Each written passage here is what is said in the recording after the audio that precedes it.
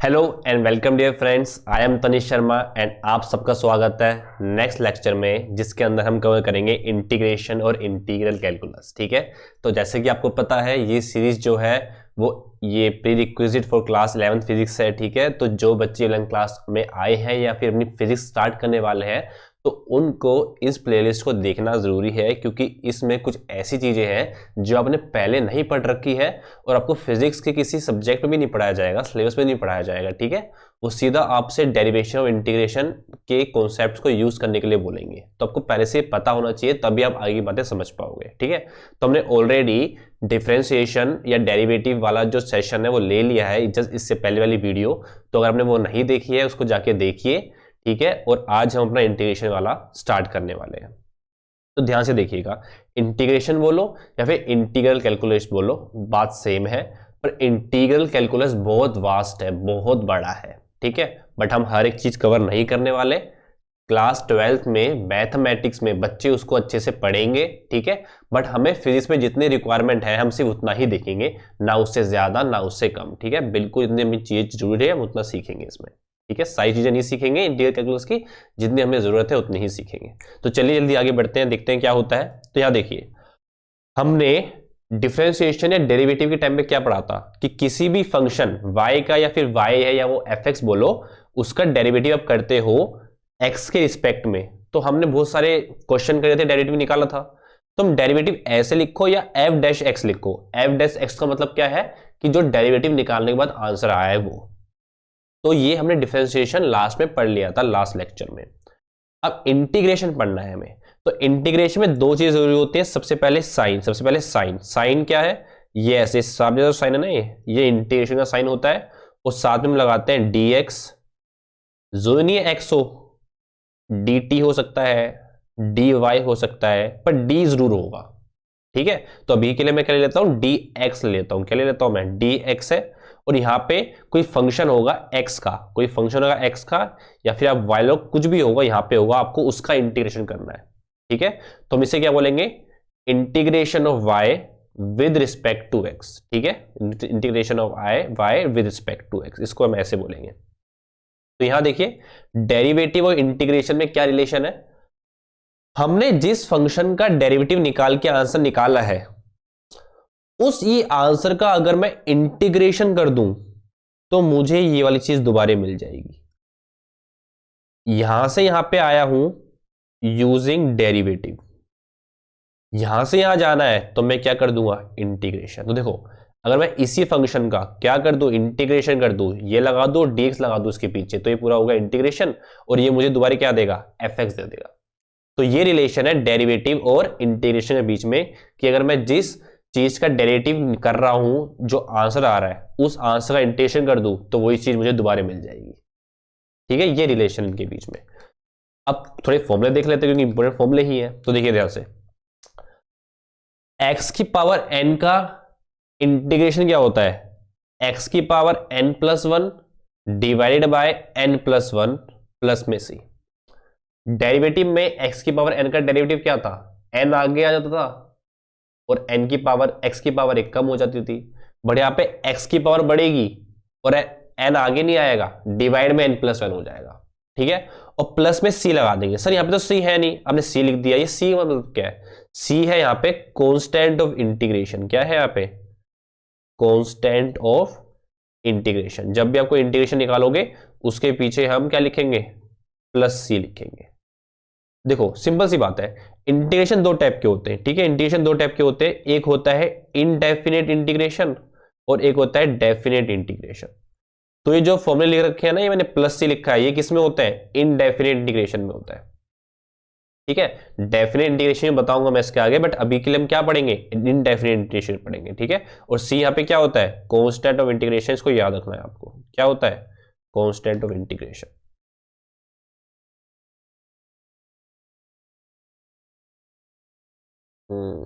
अच्छे से इसको हम इरेज कर देते हैं। ठीक है, मैंने आपको बता दिया वो क्या होता है, कांस्टेंट ऑफ इंटीग्रेशन। अब ध्यान से देखिए, ये फॉर्मूला हमने देख लिया, क्वेश्चन करेंगे तो अच्छे से क्लियर होगा। ठीक है, डोंट वरी, भी सिर्फ फॉर्मूले बता रहा हूं मैं आपको। अगर सिर्फ dx का इंटीग्रेशन करूं तो x आ जाएगा। अगर मैं सिंपल dt का इंटीग्रेशन करता तो यहां पे क्या आता? t आता, सिर्फ t + c। ठीक है, इसको ध्यान रखना है आपको। अगर मैं 1/x का इंटीग्रेशन करूंगा तो log x आएगा, log x का डेरिवेटिव क्या आता तो 1/x आया था ना, पर 1/x का इंटीग्रेशन करूंगा तो log x आएगा, ध्यान रखना, ठीक है। sin x का इंटीग्रेशन करूंगा तो माइनस cos x आएगा, वहां पे sin x का डेरिवेटिव कर रहा तो cos x आ रहा था, पर यहाँ पे sin x का इंटीग्रेशन करूंगा तो माइनस cos x आएगा। cos x का इंटीग्रेशन करूंगा तो sin x आएगा, वहां पे cos x का डेरिवेटिव कर रहा था तो माइनस sin x आ रहा था। sec स्क्वायर x का इंटीग्रेशन करूंगा तो tan x आएगा, cosec स्क्वायर x का इंटीग्रेशन करूंगा तो माइनस कोट x आएगा, e की पावर x का इंटीग्रेशन करूंगा तो e की पावर x ही आएगा, और साथ में सबके साथ प्लस सी आएगा। अच्छा ध्यान रखिए, इंटीग्रेशन मैंने आप कहोगे सर आपने साइन और कोस का तो बता दिया, आप tan का इंटीग्रेशन बताओ, कोट का इंटीग्रेशन बताओ, सेक का इंटीग्रेशन बताओ, कोसेक का इंटीग्रेशन बताओ। इन सबके इंटीग्रेशन एग्जिस्ट करते हैं, नो वरीज, ठीक है, एग्जिस्ट करते हैं, हम निकाल सकते हैं, बट हमें जरूरत नहीं है इतना कॉम्प्लेक्स में जाने में। किसी भी चीज का डेरिवेटिव निकालना इजी है, या फिर मैं कहूं किसी भी चीज का डेरिवेटिव निकाल सकते हो, बट हर एक चीज का इंटीग्रेशन निकालना जरूरी नहीं है। किसी भी चीज का डेरिवेटिव निकाल सकता है, पर हर एक चीज का इंटीग्रेशन निकले ये जरूरी नहीं है। आई बात समझ? तो यहां पे जो मैंने अपने सामने लिख रखे हैं ना, आपको सिर्फ उतना ही याद रखना है, इतना ही आपके यूज में आएगा, इससे ज्यादा यूज में नहीं आएगा, ठीक है। अब चलते हैं क्वेश्चन की तरफ, चलिए देखते हैं क्वेश्चन क्या है। चलिए क्वेश्चन करते हैं, यहाँ पे एक सेपरेटर लाइन लगाते हैं और फिर क्वेश्चन करना स्टार्ट करते हैं। Answer first, integrate the following, इन सबको इंटीग्रेट करो। तो सिंपल कुछ मत करो, जो भी आपको दे रखा है ना उसको पहले y मान लो, y equal to 6x plus 5x square minus में 2x क्यूब प्लस में 1/x स्क्वायर। अब इंटीग्रेट करना है तो अब क्या लिखो, यहाँ पे इंटीग्रेशन का साइन, किसको इंटीग्रेट करना है, y को करना है। यहाँ पे x है ना तो विद रिस्पेक्ट टू x ही होगा, ठीक है, dx। अगर मान लो इसके अंदर t होता, हर x की जगह t होता तो मैं dt लिख देता, ठीक है। तो इंटीग्रेशन करना हो y with respect to dx, ठीक है, ये हो गया।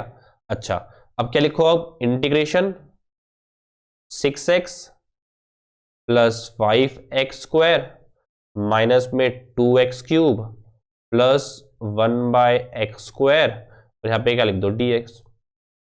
अब इंटीग्रेशन को हर एक को बांट दो, मतलब integration of 6x dx plus integration of 5x square dx plus integration of minus 2x cube, या फिर इसको आप ऐसे लिख दो, minus integration of 2x cube dx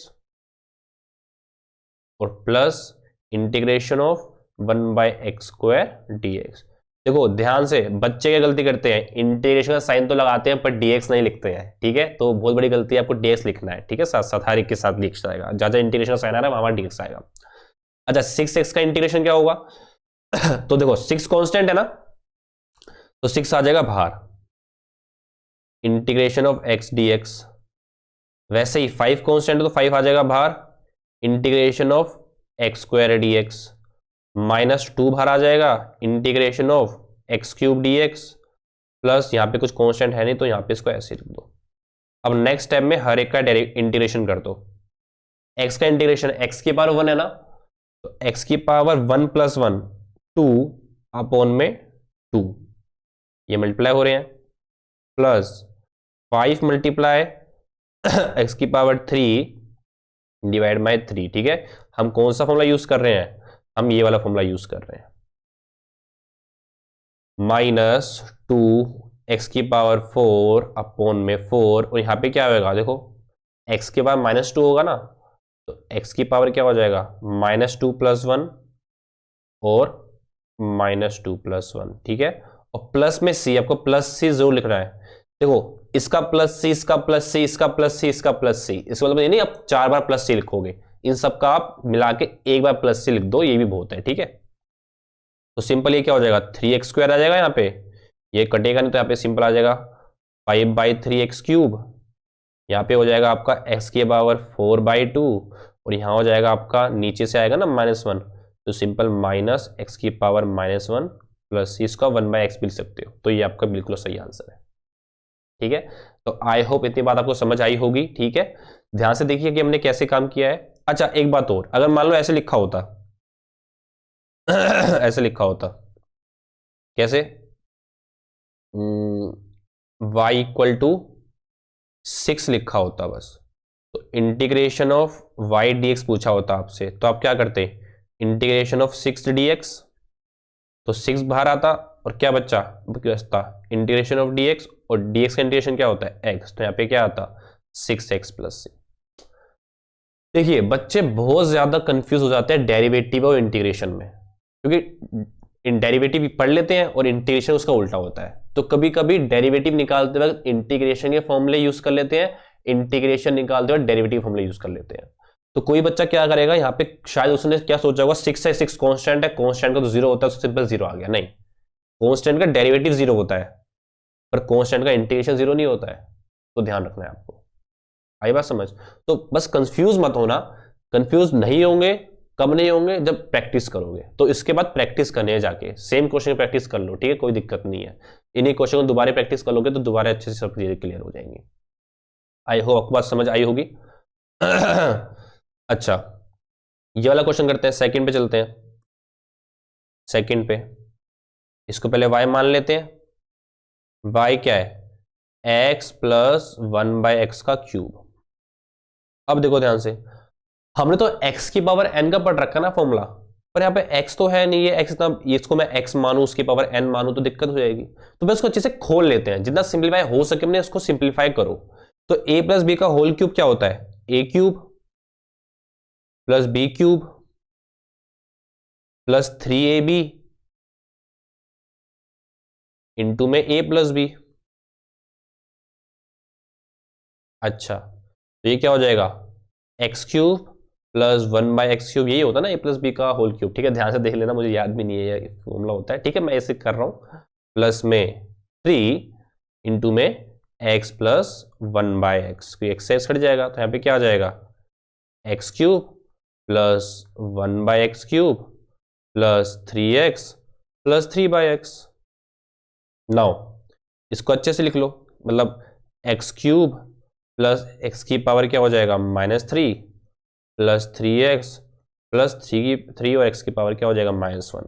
अब इंटीग्रेशन ऑफ y dx, तो इसका पूरे का इंटीग्रेशन तो मैं अच्छे से अलग से लिख देता हूँ सबका, x की पावर 3 dx प्लस x की पावर -3 dx, 3 को पहले से बाहर लेता हूँ तो इंटीग्रेशन ऑफ x dx, और इसमें भी 3 को पहले से बाहर लेता हूँ, इंटीग्रेशन ऑफ x की पावर -1 dx। तो यहाँ पे क्या हो जाएगा, x की पावर 4/4 प्लस x की पावर क्या हो जाएगा -2/-2 प्लस 3x² और प्लस 3। देखो x की पावर -1 का इंटीग्रेशन करो तो क्या आएगा, x की पावर -1 प्लस 1 क्या हो जाएगा, 0 डिवाइड बाई 0। ये तो गलत है सर, डिवाइड बाई 0 तो नॉट डिफाइंड है। तो भाई साहब आपको x की पावर -1 का आपको डायरेक्ट फॉर्मूला बता तो रखा है, x की पावर -1 का मतलब क्या है 1/x, और 1/x का इंटीग्रेशन क्या होता है log x। तो सिंपल आप क्या लिख दो इसको, इसका इंटीग्रेशन सिंपल log x और प्लस में c, बस सिंपल बात खत्म हो गया। इसको अच्छे से सिंप्लीफाई करके लिखना है तो थोड़ा ठीक से लिख दो, ठीक से लिख दो, वरना इतना भी ठीक है। आई बात समझ? तो आई होप ये वाली बात आपको समझ आई होगी। चलिए अगला क्वेश्चन देखते हैं, थर्ड क्वेश्चन देखते हैं।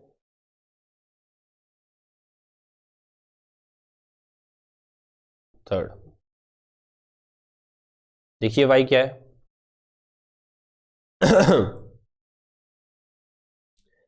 3 cosec square x, 3 cosec square x -5x plus sine x, -5x plus sine x. तो देखो इंटीग्रेशन y dx ऐसे लिखोगे तो यहाँ पे क्या आ जाएगा, 3 integration cosec square x dx -5 integration x dx plus integration sine x dx। अब देखो कोसेक स्क्वायर एक्स का इंटीग्रेशन क्या होता है, माइनस कोट एक्स, यहाँ पे क्या आ जाएगा -3 कोट एक्स, -5 एक्स का इंटीग्रेशन क्या हो जाएगा x²/2 और प्लस साइन एक्स का इंटीग्रेशन क्या होता है कोस एक्स, हमें क्या आ जाएगा, सॉरी साइन एक्स का इंटीग्रेशन होता है माइनस कोस एक्स, तो माइनस कोस एक्स और प्लस में क्या आ जाएगा, सी आ जाएगा। ठीक है चलिए आई होप ये बात समझ आई होगी आपको। सिंपल ये वाला है, फोर्थ वाला भी कर लेते हैं, 3 cos x स्क्वायर एक्स। ठीक है फोर्थ में चलते हैं, y equal to 3 cos x square x plus 2 sine 3x। देखो integration y dx 3 integration cos x square x plus 2 integration, यहाँ पे क्या आ जाएगा, dx भी आ जाएगा। ठीक है ध्यान रखना dx भी होगा, और साइन 3x dx, ये क्या हो जाएगा, -3 cot x प्लस 2। अब देखो साइन 3x का इंटीग्रेशन को पता नहीं है हमको तो साइन x का इंटीग्रेशन पता है। साइन x का इंटीग्रेशन क्या होता है, माइनस कोस x। तो देखो ध्यान से, आप एक बार के लिए 3x को x मान लो, तो 3 साइन 3x का इंटीग्रेशन क्या हो जाएगा, माइनस कोस 3x। अब x के साथ एक्स्ट्रा चीज क्या लगी थी, 3 लगी थी ना, उसको डिवाइड कर दो, प्लस में c, काम खत्म। ठीक है तो देखो मैंने आपको बहुत इंपॉर्टेंट बात बताई है, अगर साइन कोस टेन अगर मान लो ऐसे ही होता, आपसे पूछता integration of cos 4x ds, simple आपके पास ये क्वेश्चन होता, तो आप क्या करते, कोस देखो 4x तो पता नहीं है आपको कोस 4x का, पर कोस x का तो पता है। कोस x का क्या होता है, साइन x, पर x हमने माना है 4x, और x का एक्स्ट्रा चीज क्या थी, 4 थी, तो 4 आप डिवाइड कर दोगे और प्लस में।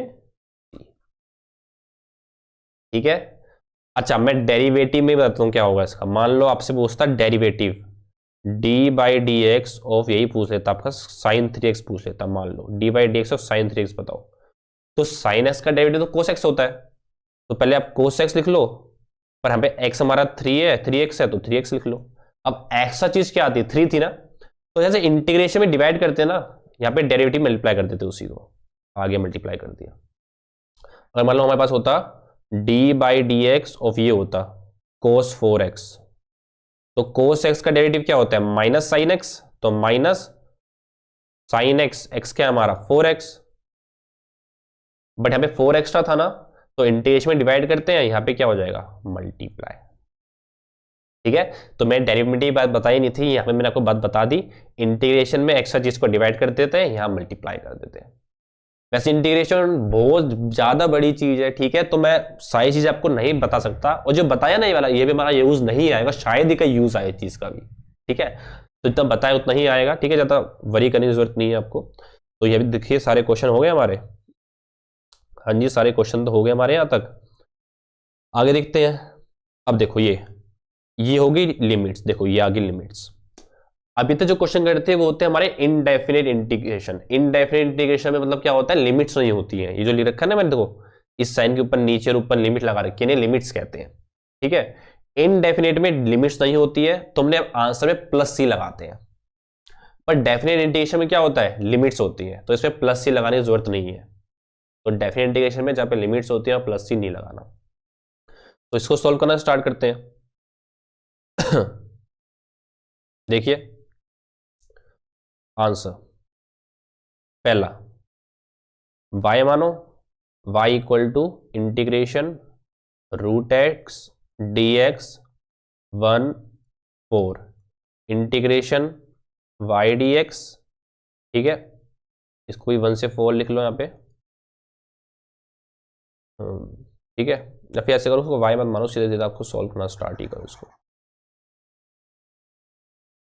ठीक है यहाँ पे लो integration root x d x 1 4, मतलब इंटीग्रेशन x की पावर 1/2 डी एक्स 1 से 4। अब 1/2 का इंटीग्रेशन कैसे लिखोगे आप, x की पावर 1/2 प्लस 1 अपन में क्या आ जाएगा 1/2 प्लस 1, और अब आप ऐसे लगा दोगे ब्रैकेट, क्या लगा दोगे, ऐसे ब्रैकेट लगा दोगे,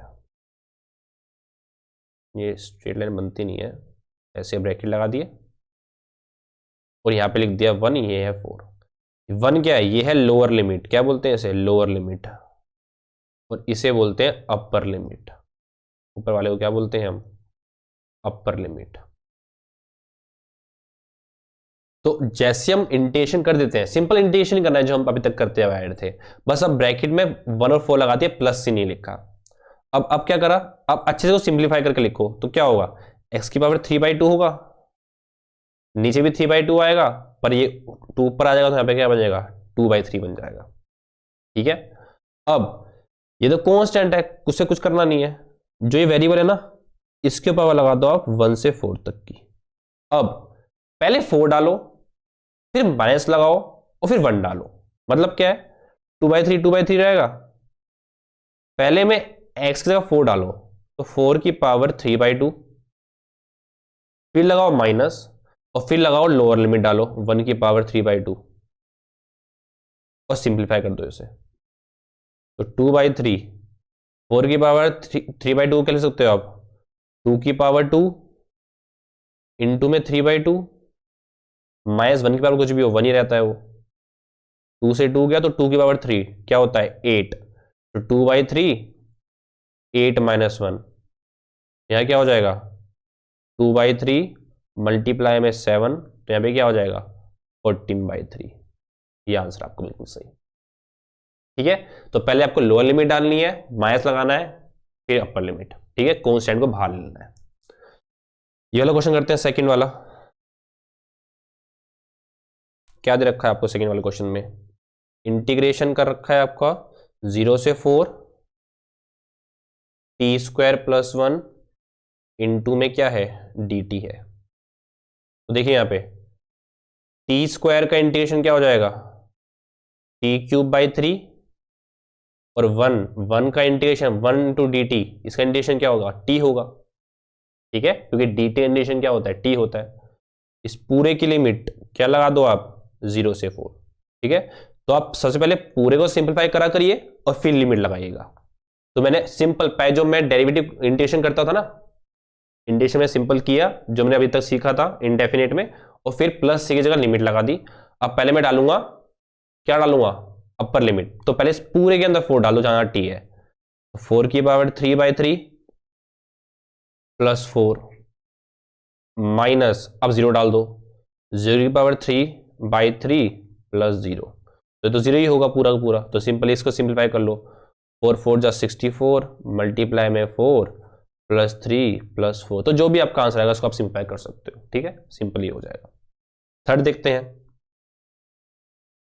थर्ड 1/x dx। ठीक है, 2 3 1/x dx, तो 1/x को तो पता ही है हमें, log x होता है, log x लिखो या ln x लिखो, बिल्कुल बात सेम ही है। ठीक है, इसकी लिमिट क्या आ जाएगी 2 से 3, तो यहाँ पे क्या हो जाएगा ln 3 माइनस ln 2, और log की प्रॉपर्टी क्या होती है, log की प्रॉपर्टी ये होती है कि अगर मान लो ये लिखा है आपके पास log a minus log b, ठीक है, तो आप इसको लिख सकते हो log a/b। ठीक है, log की प्रॉपर्टी होती है, तो सिंपल ln भी log ही है एक तरह का। ठीक है, तो मैं क्या करूंगा इसके अंदर ln, इसको क्या ले दूंगा मैं 3/2, बस बिल्कुल सही, प्लस सी लगाने की जरूरत नहीं है। ठीक है, अच्छा एक बात और, हमने देखा कि इनडेफिनिट इंटीग्रेशन में हम प्लस सी लगाते हैं अपने आंसर के बाद, बट हम कभी कभी जब फिजिक्स के अंदर क्वेश्चन कर रहे होंगे ना, जब डेरिवेशंस कर रहे होंगे, तो इनडेफिनिट इंटीग्रेशन करेंगे और प्लस सी नहीं लगाएंगे। ठीक है, तो मैथमेटिक्स प्लस सी लगा देते हैं, फिजिक्स में नहीं लगाते हैं जनरली, अपने काम के लिए आसान करने के लिए। ठीक है, तो ये बात मैं आपको सबको बता दी। तो इंटीग्रेशन और डिफरेंशिएशन बिल्कुल आपको क्लियर हो गया होगा, इससे ज्यादा कहीं भी यूज नहीं आएगा। बस जो आपको फर्स्ट पेज पे मैं आपको फॉर्मूला लिख के दिए ना आपको मैंने, चाहे डेरिवेटिव बोलो चाहे इंटीग्रेशन की बोलो, उसको अच्छे से याद कर लेना सारे फॉर्मूले को। आज के बाद वो फॉर्मूले भूलने नहीं चाहिए और कंफ्यूज नहीं होना दोनों के बीच में। ठीक है, डेरिवेटिव अलग फॉर्मूले अलग है और इंटीग्रेशन फॉर्मूले एकदम अलग है। ठीक है, तो देखते हैं कुछ और है हमारे पास। तो थैंक्स फॉर वॉचिंग। तो आई होप आपको ये पूरा लेक्चर समझ में आया होगा। तो अगर नहीं समझ आया कुछ तो कोई बात नहीं, दोबारा देखिए, एक चीज को एक बार देखने से समझ नहीं आई तो 2-3 बार देखिए, बिल्कुल समझ आएगी। और नोट्स अच्छे से बनाइए और लिख लिख के सब कुछ करिए। ठीक है, नोट्स बहुत आगे काम आएंगे। बाकी मिलते हैं आपको नेक्स्ट लेक्चर में, तब तक के लिए थैंक यू।